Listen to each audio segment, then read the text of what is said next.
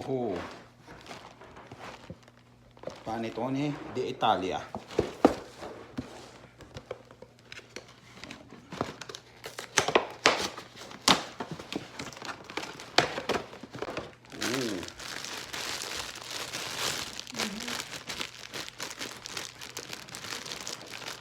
Tikman natin ang tinapay ng mga Italyano. Tikman natin. Oh. Masasarap gumawa ng pagkain ng mga Italyano. Mga kotse nila magaganda rin. Ang problema lang sa mga Italyano, supot sila. Yan ang problema.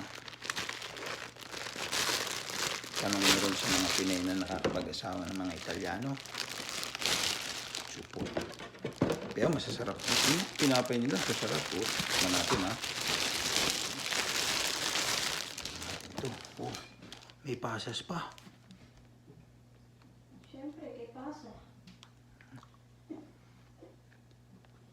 Kay pasa.